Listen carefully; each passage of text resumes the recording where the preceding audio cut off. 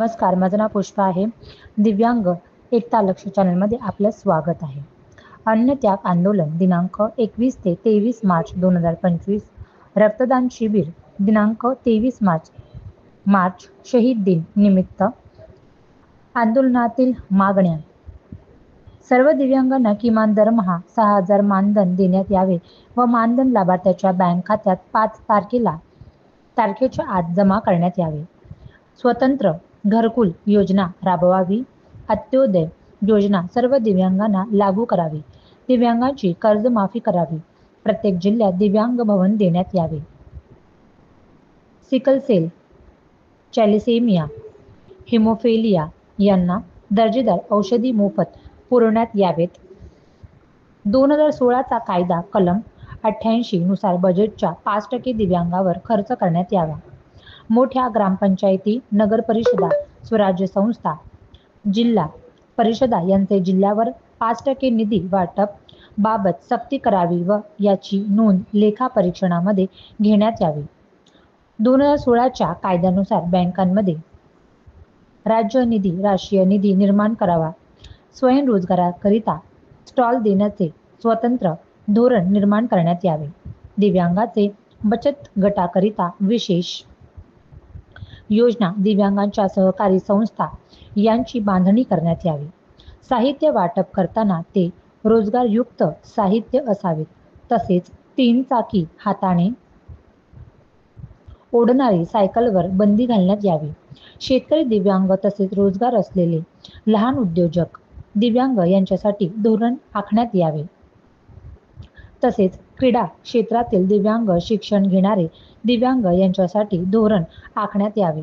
अंगणवाडी, आशा worker, मदतनीस, police, Patil, कोतवाल या आरक्षण नसलेल्या मानधनाच्या पदावर दिव्यांगांना नियुक्त प्राधान्य देण्यात यावे. याकरिता विशेष 10% अधिकचे गुण देऊन प्राधान्य देण्यात यावे. अतितीव्र दिव्यांगाचे पालकांना मुलांना नोकरीत संधी देण्यात यावी. दिव्यांगांकरिता स्वतंत्र विद्यापीठ निर्माण करावे. मूकबधिर दिव्यांगांकरिता उच्च माध्यमिक, उच्च महाविद्यालय तातडीने निर्माण करावे. जोपर्यंत सदर उच्च शिक्षणाची सोय होत नाही तोपर्यंत मूकबधिर दिव्यांगांकरिता असलेल्या शासकीय, निमशासकीय सेवेतील पदासाठीच्या शैक्षणिक अर्हता कमी करण्यात यावी. तसेच अंध दिव्यांगांकरिता सॉफ्टवेअर व सर्व दिव्यांगांकरिता अडथळा मुक्त शिक्षणाची सुविधा उपलब्ध करण्यात यावी.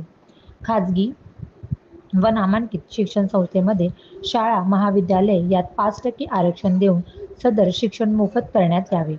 मूकबधिर दिव्यांग व्यक्तींकरिता वाहन चालवण्याचा परवाना देण्याबाबत मोटार व्हेइकल अधिनियम मधील तरतूद सुधारणा करण्यासाठी केंद्र शासनास प्रस्तावित करावे.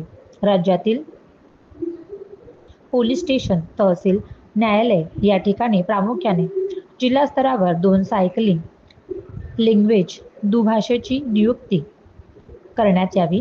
विद्यार्थ्यांच्या विविध प्रशिक्षणाकरिता बार्टीच्या धर्तीवर संत गाडगेबाबा दिव्यांग प्रशिक्षण संस्था स्थापन करण्यात यावी. दिव्यांगांचा सर्वे, दिव्यांगांना प्रमाणपत्र वाटपासाठी मोहीम राबवण्यात यावी. सर्व कागदपत्रे एकाच छताखाली देण्याची मोहीम राबवण्यात यावी.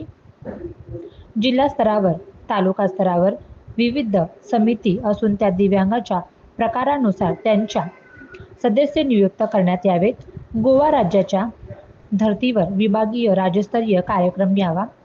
पेरणी ते कापणीपर्यंतची सर्व कामे मर्ज किंवा राज्याच्या रोजगार हमी योजनेअंतर्गत करण्यात यावी. फळशेतीकरिता मर्ज अंतर्गत